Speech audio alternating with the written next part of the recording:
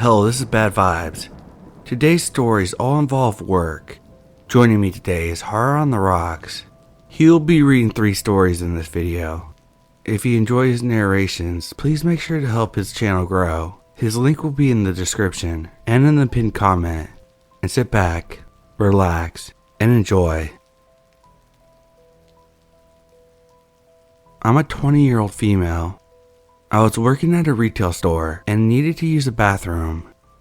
As I entered the employee's bathroom, I noticed that someone else was in there, hiding in the corner behind the door. I was immediately shocked and scared and didn't know what to do. I tried to leave the bathroom, but the person grabbed me and pulled me back inside. They were a customer who had snuck into the employee's bathroom to corner me, and I could tell that they had ill intentions. I struggled to break free from their grip, but he was way stronger than me. I screamed for help, but no one could hear me over the noise of the store. I honestly thought I was gonna die, but just as the person was about to do something to me, a coworker walked into the bathroom and scared him off. I was shaken and scared, but I was grateful to get away unscathed. I never thought something like that would happen, and it taught me to always be aware of my surroundings, even in a seemingly safe place as an employee's bathroom.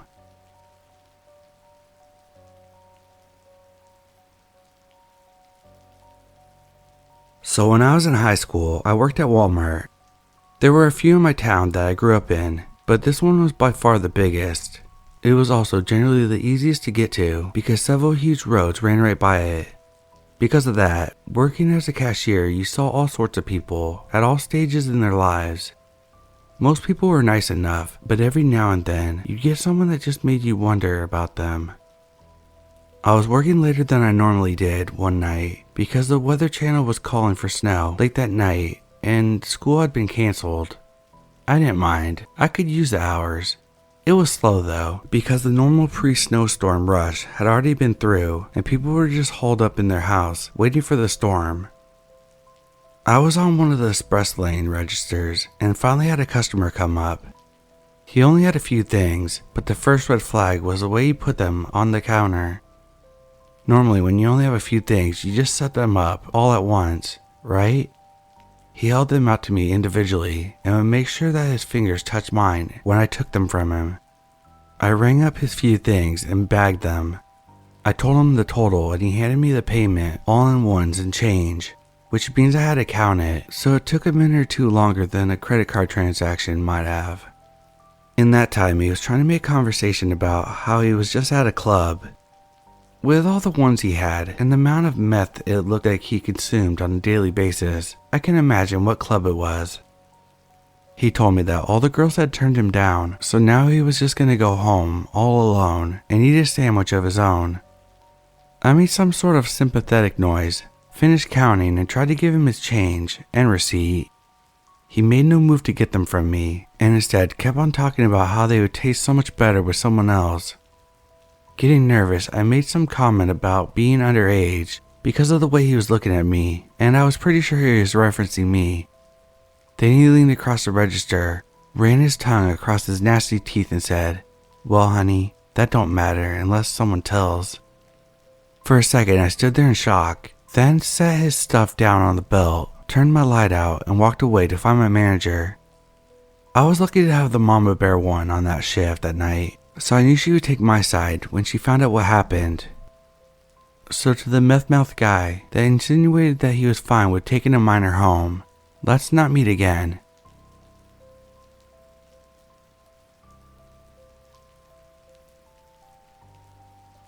So a few years ago, I used to work at a petrol station as part of a supermarket. It was on Christmas Eve, just working I'd say not so bad late shift. With about an hour and a half left on my shift, this drunk guy enters to buy some food.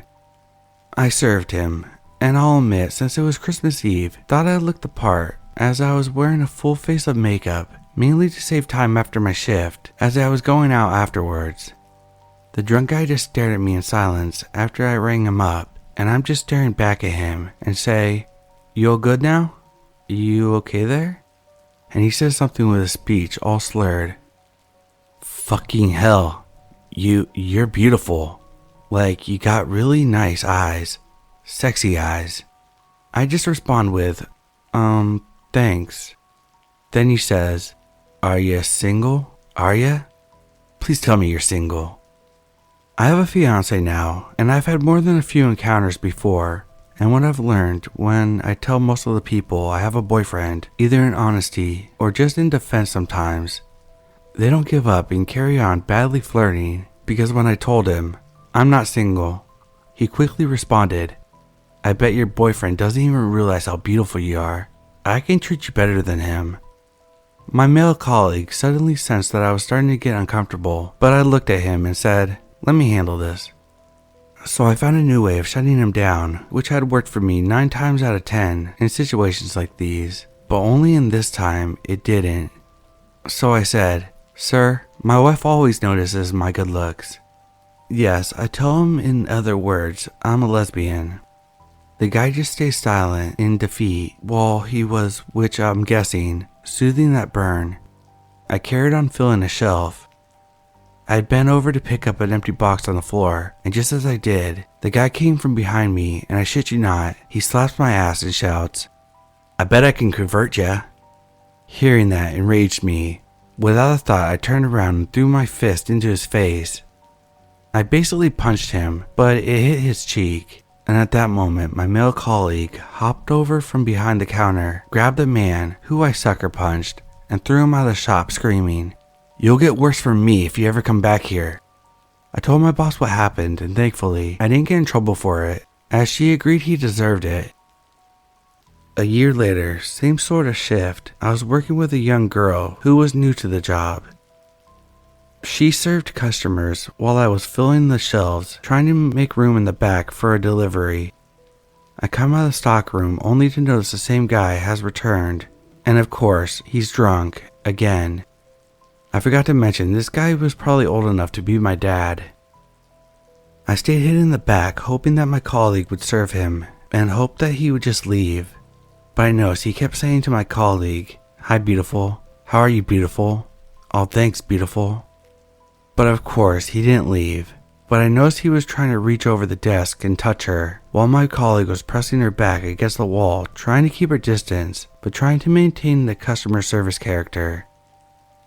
I could clearly see that she was terrified, so I had to rescue her. I burst out the back and get behind the desk, stand in front of her, pointing her to go into the staff's kitchen to get away from him. Then I turned to the man and told him, "Listen, mate, you need to leave now." The guy laughs and says, "I'm not doing no harm, babe. I'm just chatting with her." I had to cut him off.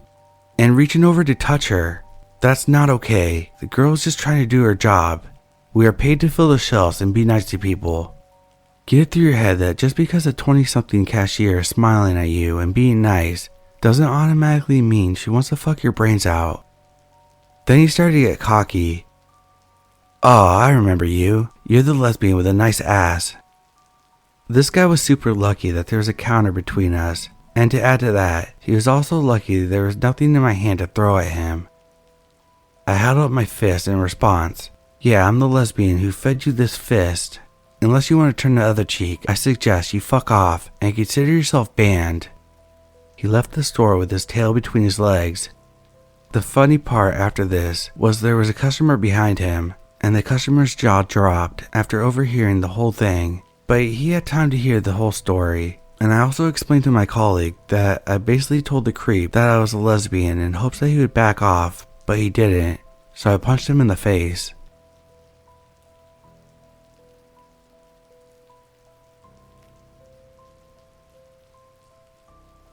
To give a little context, I used to work in an apartment complex. As a result, I've had my fair share of creepy encounters. Most residents keep to themselves and don't cause issues. Probably about 95%, but the other 5% took up almost all of my time. Isaac was one of the 5%. When he first rented his apartment, he definitely had stoner vibes, but he was nice enough and passed his background check. Almost immediately, however, he started causing issues. The lady next door complained she could smell his smoke constantly. The guy downstairs complained he could hear his stereo all hours of the day and night. Another resident accused him of following him home one night.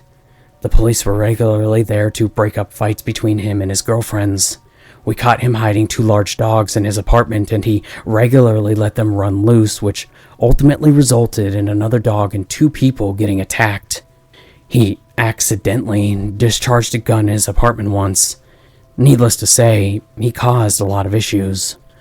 At first, he was apologetic and said that he would make an effort to remedy the problems. But things kept getting worse, and after a year of weekly calls or notices from the office, he eventually became standoffish. One morning, I received a call from Isaac letting me know he'd broken up with one of his girls and she wouldn't leave the apartment. He asked me to personally come up and remove her. I'm a small woman, so even if I wanted to take the risk, I physically wouldn't be capable of wrestling an angry woman out of his apartment. I suggested that he call the police. He then asked if I could make a maintenance man come up to remove her. I offered to call the police on his behalf, but Isaac said that he didn't want to involve them and hung up. A few hours later, Isaac came down to the office with a jump drive and said that he needed to print out a 50-page plus document. Residents weren't technically allowed to use our office printer, but on the rare occasion someone asked to, I usually didn't say no. It was a good way to build good rapport. But between Isaac becoming such a problem tenant and how large his document was, I told him that I couldn't print his document. I gave the excuse that our paper, toner, and printer history was monitored and we would get in trouble for printing such a large document out for him. Not liking my answer, he started screaming about how it was bullshit. He accused me of being useless, bringing up my refusal to fight his ex, and power tripping. He called me a fucking bitch multiple times, and he said someone needed to bring me down a peg. I was pretty over him at this point and told him that if he was going to behave like a child, that he needed to leave. He told me I couldn't make him. Bluntly, I told him he would leave or I would call the police and have him removed. I also told him I would ban him from the office going forward. Normally, I tried to kill the residents with kindness, but his lease was ending in a week and I didn't care anymore if he hated me. My threat seemed to work. He angrily knocked my pen holder over and then slammed both doors as he left. The following morning, a cop was waiting for me when I got to work. He asked if Isaac was a resident and I confirmed he was. The officer explained that a body of a teen had been discovered the day before and Isaac was their primary suspect. He was the last person to text the kid asking him to meet where his body was found shortly after the message. The police believed Isaac had been paid to kill him. Based on the timing of the text and when the boy was discovered, Isaac would have had to left my office and gone directly there. Ultimately, the police wanted to use Isaac's move-out date as an opportunity to try and catch him. To nobody's surprise, he didn't show up. When I walked into his apartment to inspect for damage, there was a lot. I found a bank receipt from the day of the murder. Someone had wired him $17,000. I thankfully never saw Isaac again. He was caught in another country a few months later and is now in prison.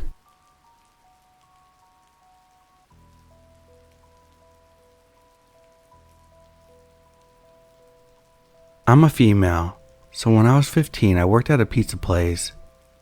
One thing about me is I'm 5'1" and I look like I'm 12. Today a guy came in, about 50 years old, and he made me extremely uncomfortable. I walked up to the counter to take his order, as I was the only one available to do it at that time. And he looked at me and said, "Today is half price day, right?" I kinda smiled and didn't say anything because it wasn't funny. I'm literally just there to take his order. He kinda laughed it off and said, "I should grin more." He repeated the word grin instead of smile, which I found kinda odd. He finally told me what he wanted, and as I was writing it down, I'm pretty sure that's when he told another joke. I honestly don't fully remember what happened because I was so uncomfortable, and I think I tried to block it out of my memory. I didn't laugh or smile at his joke because I'm already slightly uncomfortable from the comment he made about me grinning. He's like, "What, do you not grin? Do you ever grin?" At this point, I was ignoring him. I finished ringing him up and walked away, and I started taking the order of whoever the hell he was with. The manager happened to be walking by. As he started walking away, he looked at her and said, "Do y'all have a policy against grinning?" and she kind of laughed and said no. I feel like more than that happened to make me feel as uncomfortable as I was, but like I said before, I don't fully remember the encounter. I'm gonna talk to my best friend about it tomorrow. She was there and saw the whole thing. She told me that as I was ringing up the next people, after the man and his friends walked away, all three of them turned around to check me out. A few minutes later, my manager told me that he used to come in all the time and tip the youngest girl that worked there, and that he's super creepy. After that, I walked away and started talking with my friend. I was literally about to cry, being so uncomfortable, and I just wanted out of this situation. My manager told me I wasn't allowed to take his food out to him when it was done, because of the way he is.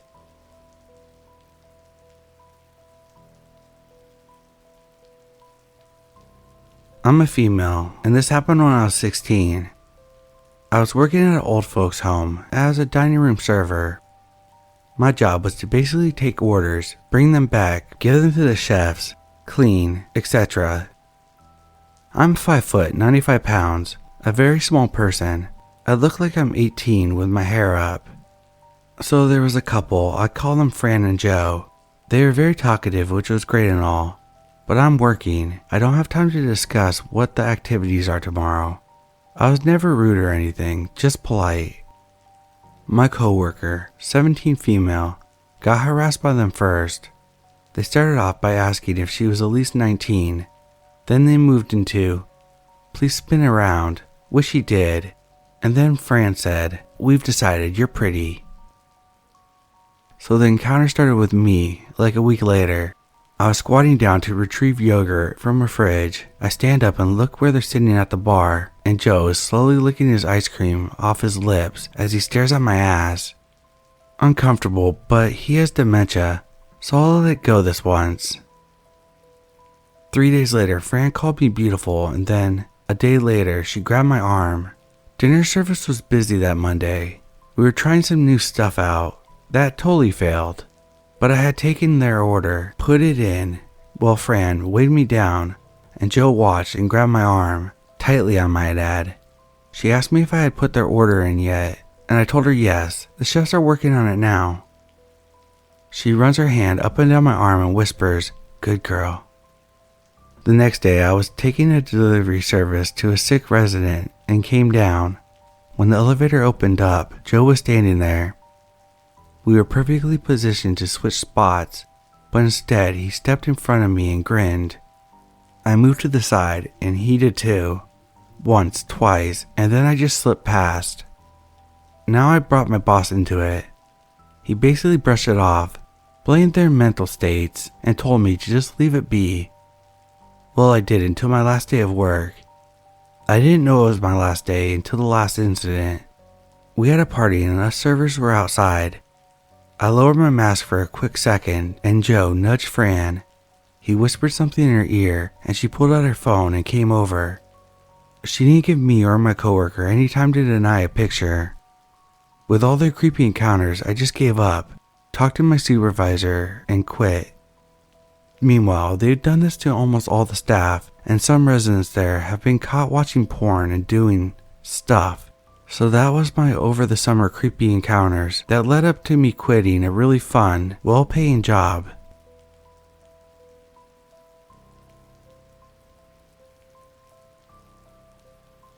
I'm not sure how to start this story, so I'm just gonna go ahead with it.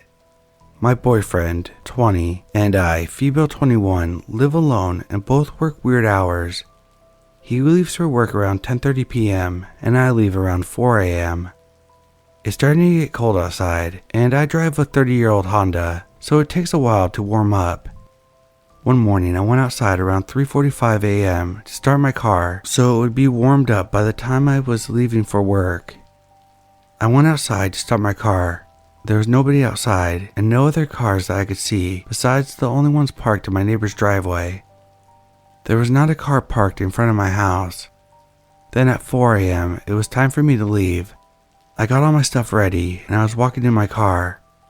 As I'm walking, I hear this man yell, "Hey!" I ignored it because obviously it's 4 a.m., dark outside, and I'm a female. But I noticed his car is parked directly in front of my house, which is honestly weird to me by itself. So then again he yelled, "Hey!" But it was a bit louder this time. I still refused to even look in that direction and pretended I didn't hear him. He yelled over and over again, "Hey, can I get a jump?" Asking him for me to jump start his car. He kept getting louder each time and seemed like he was starting to get frustrated.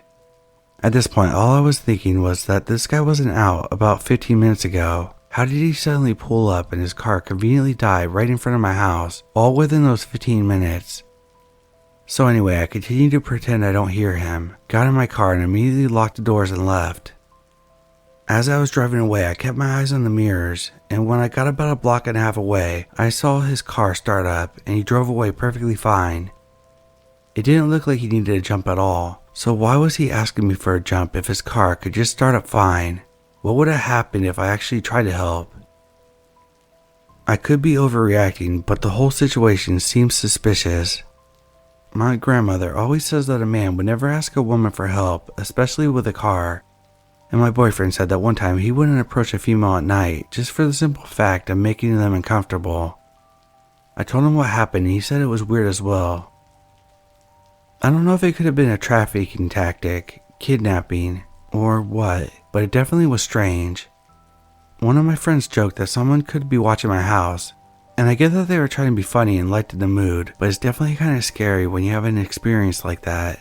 Especially because if someone was watching my house, they would know that I was completely alone for a few hours that night. Any thoughts? Still trying to wrap my head around this and figure out if I'm overreacting or not. This was just a few nights ago, and honestly, I've been kind of scared about going out to my car or just being alone in general at night since.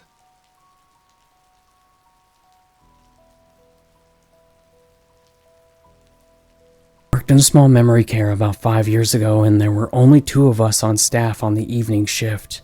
We had an agency CNA come in to work with me, and it was our first time working together and meeting. This girl was young, 17 years old, and we began talking while we were working, and she told me that she needed to go out to her car real quick. She goes and comes back and tells me about her boyfriend and how they were arguing over text. She told me that he was waiting in her car until she got out of work, which was an 8-hour shift. Alarms were going off, and I was thinking to myself how weird it was, and I was going to go outside and tell him to leave. But still, a small voice told me not to, and I listened. Our shift goes on, and we're continuing to talk, and she was telling me how her mom doesn't want her to hang out with him anymore due to the situation that happened. The backstory is that they got into an argument in her basement, and he went upstairs and grabbed a knife, and her stepdad caught him and asked the boyfriend what he was going to do with the knife, and he said that he was going to hurt himself. She told me the story, and I had this pit in my stomach, and I looked at her and said he wasn't going to hurt himself, and he was going to hurt you, and you needed to get away from him. At the very end of our shift, we had a long talk, and I told her that she's too young to be going through this, and that there are a lot of other people out there, and she doesn't need to be involved with somebody like that. And I told her, the next time I see you, I don't want to see you on the news dead. The young girl left, and before she left, she told me that her mom was working for the same agency and would be coming in to work for the night shift. The young girl went on her way, and her mom came in, and I told her mom that she was still hanging out with that guy. The mom forbid her from seeing him, and I could see why, so I thought as a mother myself, I would want to know if it was my daughter. The mom was really thankful and gave me a big hug, and I went on my way. I started working at this agency myself and seen the young girl's stepsister, who also worked at the agency at the facility I went to. I got really excited to see her stepsister and asked how the young girl was doing since she referred me to this job. With a straight face, she told me that she was murdered. The boyfriend shot and murdered her a few weeks after I had seen her at my job. I feel absolutely sick this happened to her, and what the messed up part is, it's all over the news, and that's one of the last things I told her was, I don't want to see you on the news dead because of this guy. It really messed me up to the point of where I had to go to therapy afterwards. I'm glad I listened to my gut instinct, because he could have easily hurt me if I went outside to tell him to leave when he was waiting in her car.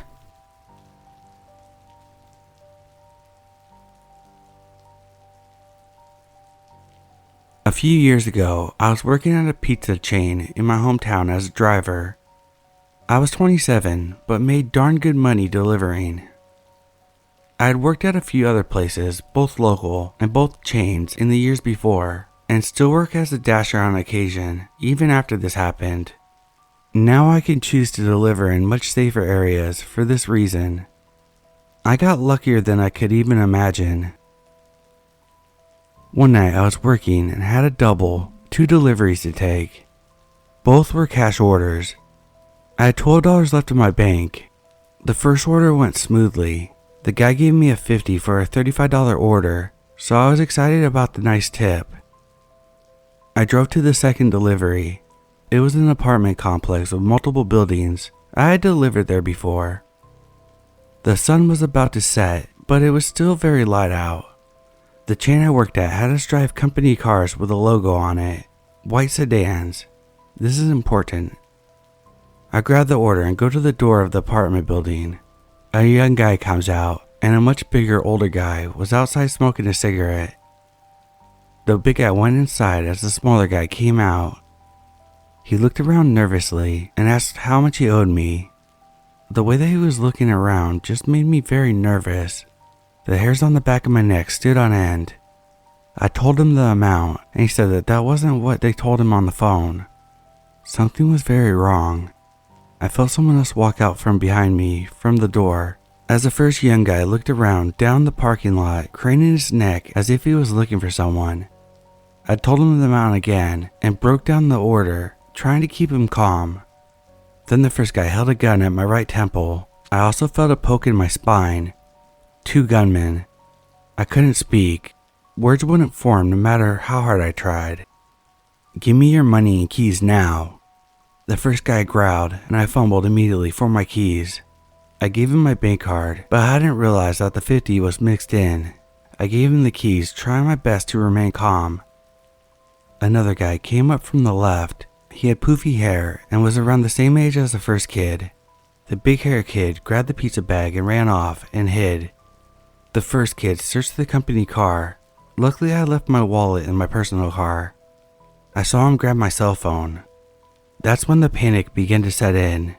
I had pictures on that phone that I hadn't backed up of my 5-year-old son, who is absolutely my world. Please don't take that. I have pictures of my son who died on there. It's all I have of him, please. I lied. My son is very much alive. The kid behind me spoke softly. Trust me, just listen to him. You'll get it back undamaged. I don't want to be here either. I could tell that he had been crying by how his voice sounded. A car began pulling in, and the 3 boys took off to the other end of the complex in full sprint. Before the one behind me ran, he dropped the gun right in front of me. Standard issue 9mm silver and black. Safety off. Looked completely real to me. He picked it back up and ran with the others.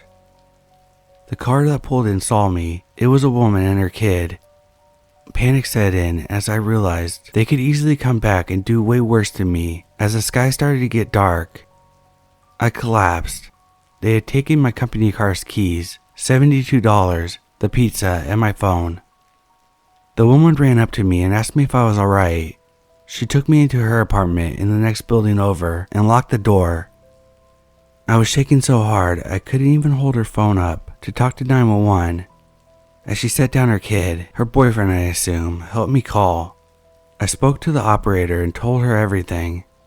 I'm colorblind, but these guys were obviously wearing all black and white clothes, thank God. I had a full description of 2 of them. The poor woman who helped me was going to be late to work, but she stayed until I was off the phone and the cops had shown up. Man, she was harsh and blunt with the operator, but I'll never forget this woman's utter kindness to me and her boyfriends. Cops showed up and contacted my store, and my manager brought out the spare key for me to drive the car back to the store. After dealing with the cops, I drove back and was greeted by crying and beyond worried coworkers. All of them were terrified that I was hurt.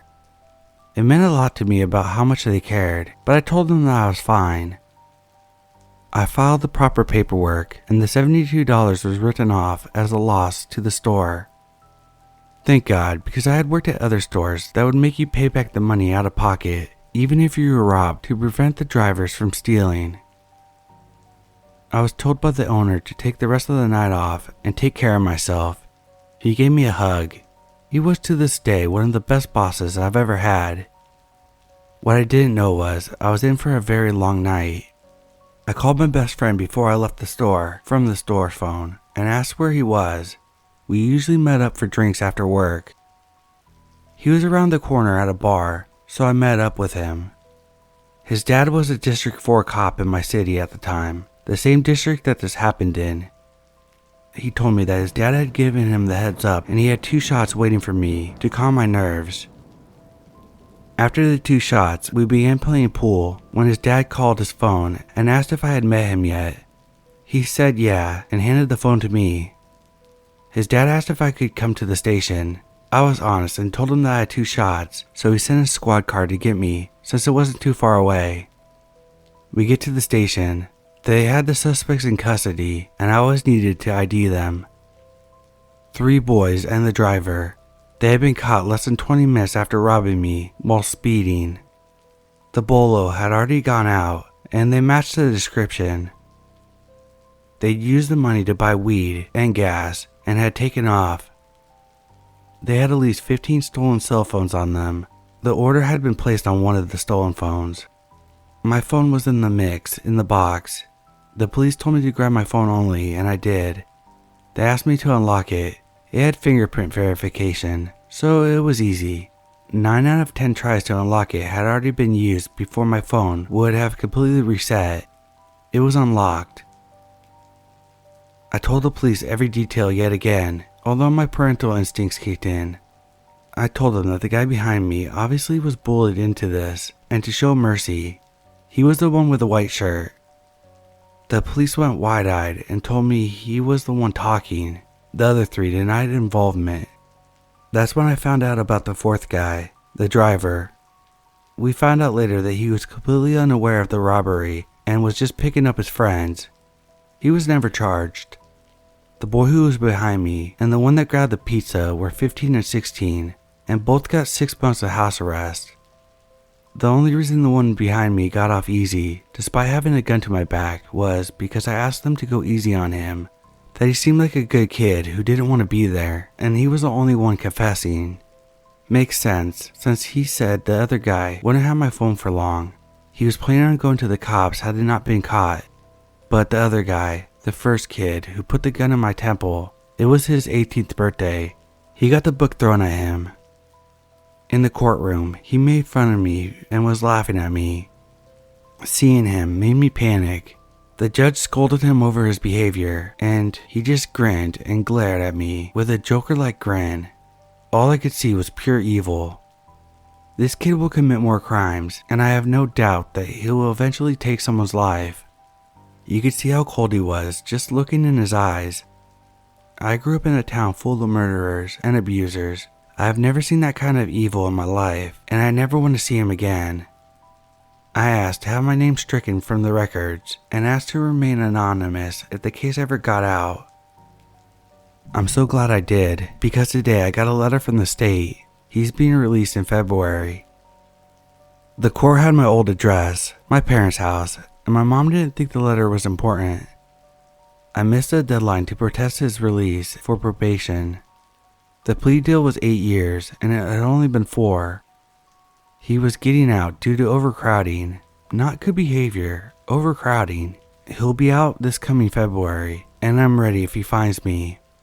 My wife, my parents, everyone I know knows his face and name. If he tries anything, we are ready, but for his sake, let's not meet.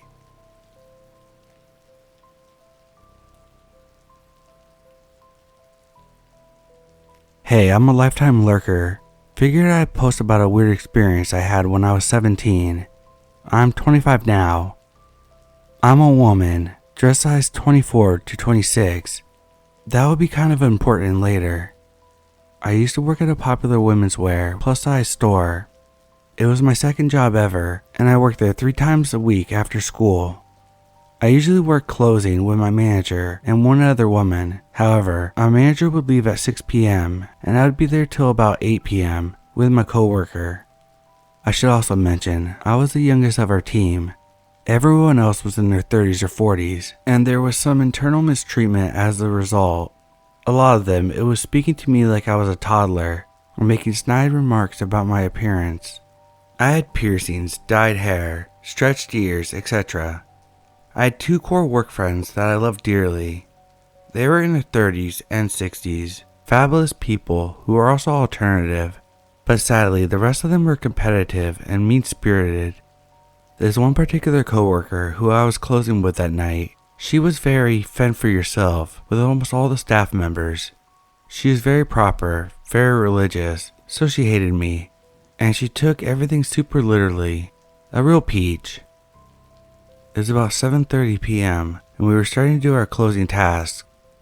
I was putting clothes away, cleaning tables, etc., and my coworker was behind the cash register. A woman came in, maybe mid-50s, skinny, lanky, short hair, skin damage level tan, colorless eyes. I'm talking pupils and nothing else. Looked like she lived in a fire pit. She didn't say much at first, but made a beeline for the lingerie, which is where I was cleaning. She looks over at me a couple times, and I get the feeling she's trying to steal. I subtly let my coworker know by using the code word in a sentence, and she notes the same thing. I kept my eye on the woman for about 15 minutes. During this time, she would shuffle between racks almost like a crab, side to side, back always facing me, muttering something to herself, and her hands would move jaggedly and sharply towards different items. She almost looked animated. Her movements felt unnatural. Eventually, she turns to face me. She has a pile of lingerie hanging on her arm. She smiles widely and says, "My wife and I had an argument. She won't let me come back to our apartment until I give her a gift. I'm thinking something that will benefit both of us, if you know what I'm saying."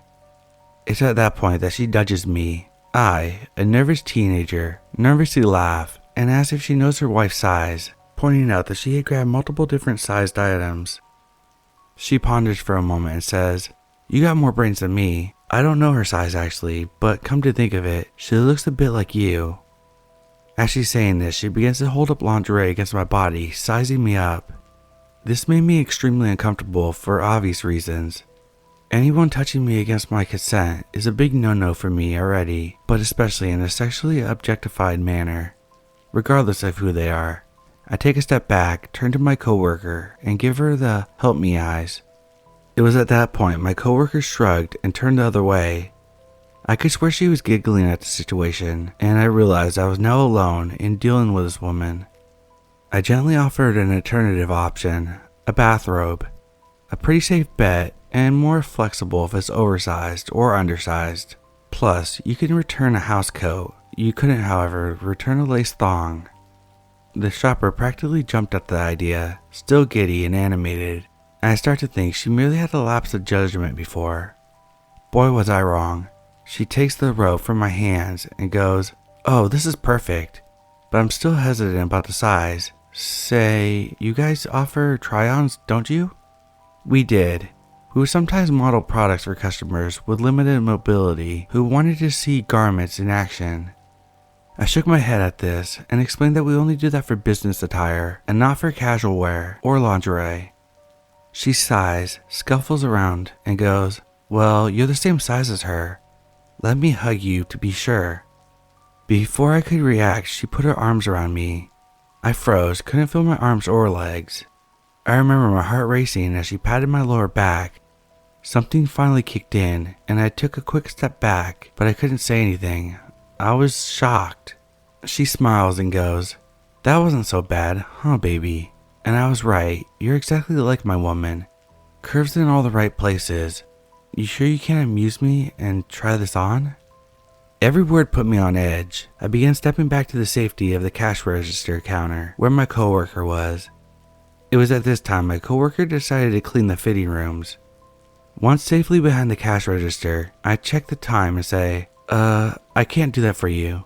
Against store policy. Are you buying the robe?" We close in 5 minutes.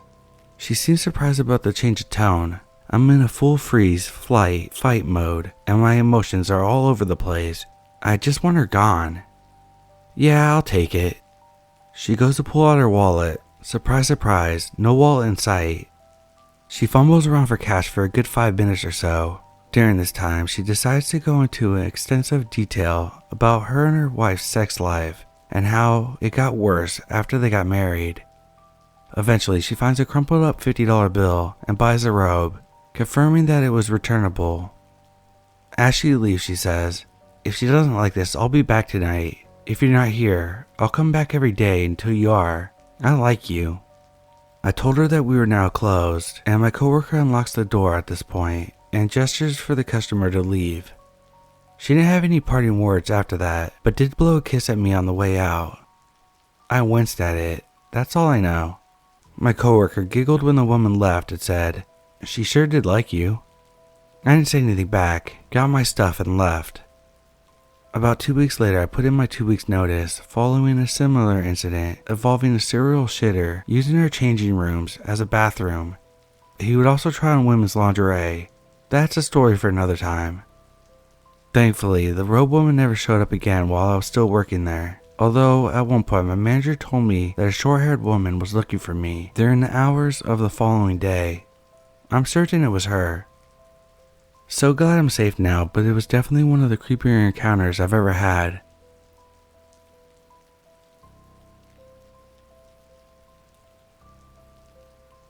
I'm a 24-year-old female. At the time, I was 21. I lived in a small city in the Midwest. At the time, I had no car, but a bicycle, and hardly enough money for public buses. I worked at a retail battery, lighting, and repair store. I worked there full time and only lived a little over a mile from my job.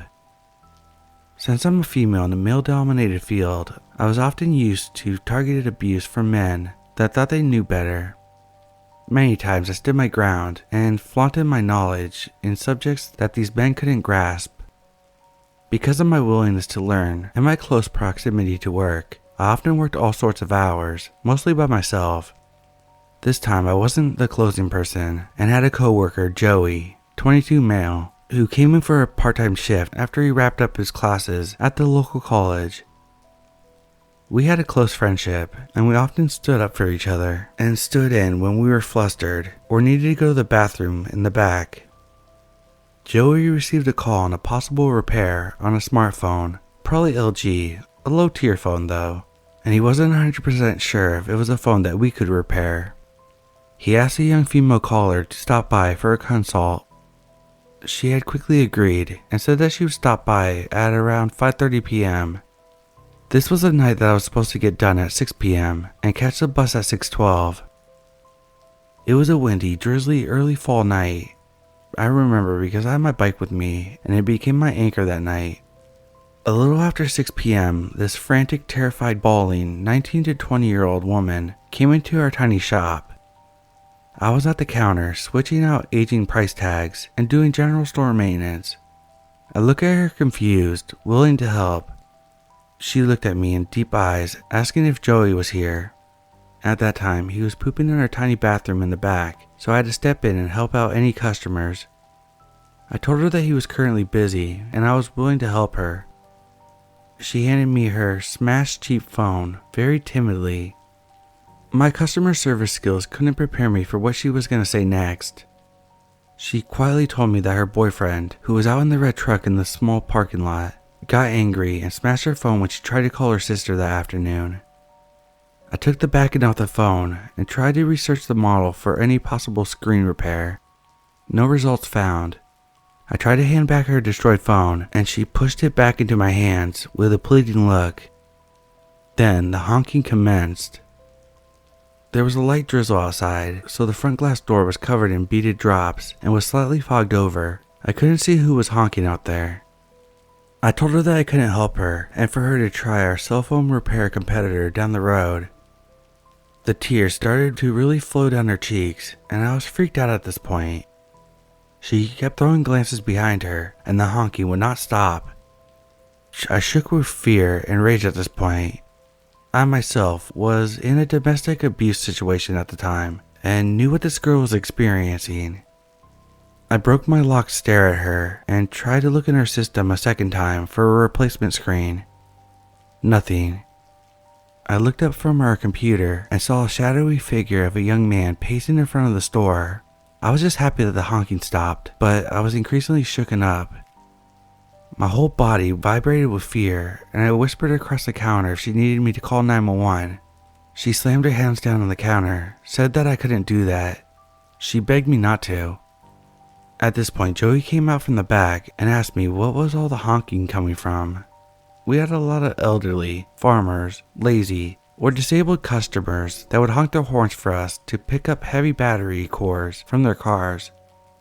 He thought that it was one of those situations, but with a look on our faces, he knew that something horrifying was happening. The young guy stopped pacing outside and began banging on our front door. Joey took the girl's phone from my hand and said for me to go in the back and lock the back employee-only doors. I did what I was told, grabbed my bag, my bike, and my jacket. I looked at the clock in the back and it read 6:14. I spent 15 minutes with this girl, both of us feeling like trapped animals. Joey did bodybuilding during his free time and was a gentle, non-confronting, short and stocky Asian guy. I was a short, obese, kind lady that would respond either of two ways, like a doormat or ready to stand my ground. I knew I couldn't fight a customer, and neither could Joey. Not because of physical reasons. We'd lose our jobs, and I had no idea what to do. The young guy threw the door open, and the wind kept the door open. He had this manic, hateful look about him. A total predator he was. He was slim but muscular, early to mid-20s, and at that point was soaked by rain. He took the broken phone off the counter and took the girl in tow. He hurled insults at us, and I gave the girl a pitied look. He slammed the door shut, and both Joey and I stood there in absolute silence.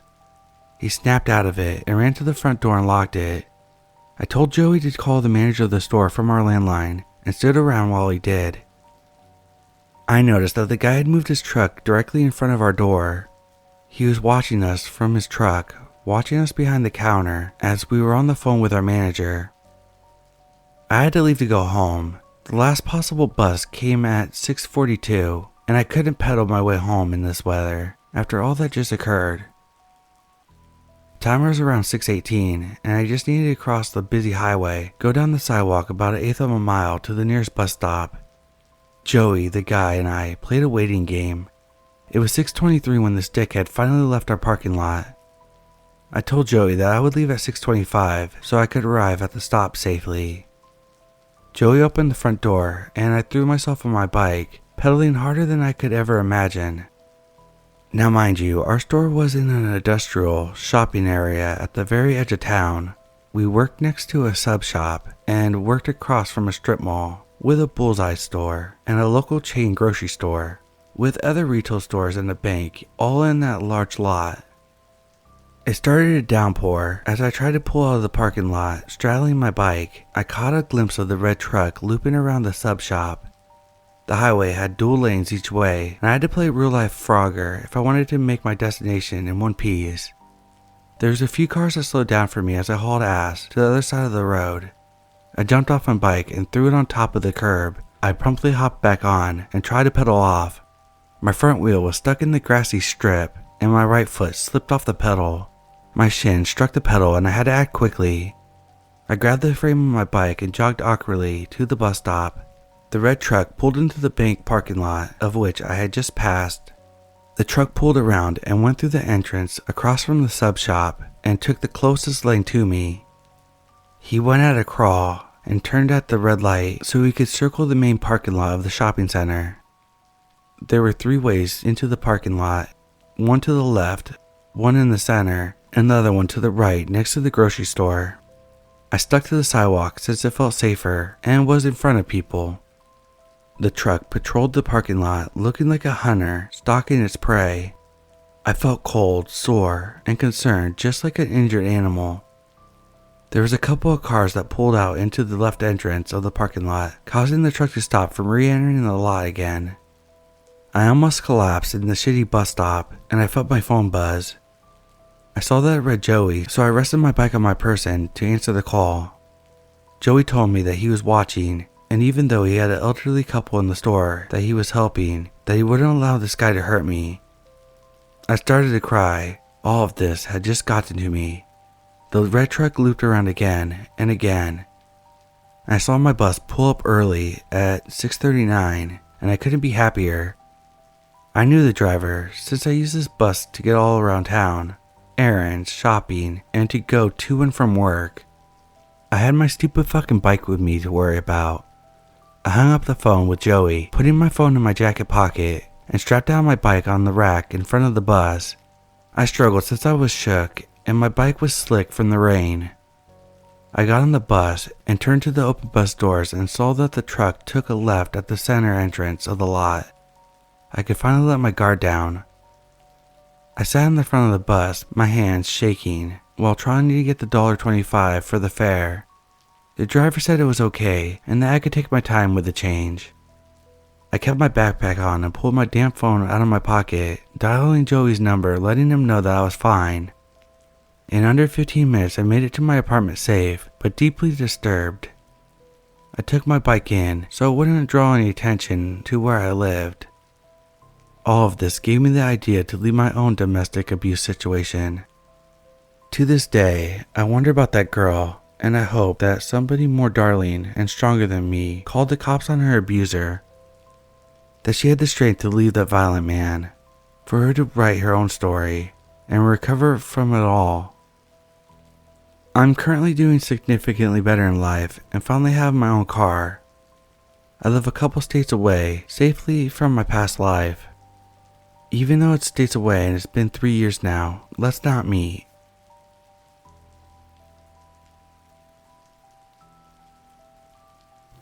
A few years ago, I moved back to my hometown after divorcing my ex-husband. About a year after I moved back, I got a job at a local boutique. My workspace was in the back, where the girls took deliveries and the clothes were stored before being put out front to sell. Soon after I started working there, I realized that all the girls were creeped out by our local FedEx driver. When the girls saw the truck pull up outside, they'd usually yell, "He's here!" My boss would literally hide in her office so she didn't have to talk to the guy, and it didn't take me long to figure out why. Now, I'm a very friendly person usually, and I like to treat everyone the way that I'd want to be treated. This driver, let's call him Jeff, would come in to drop the boxes off, and he'd always linger.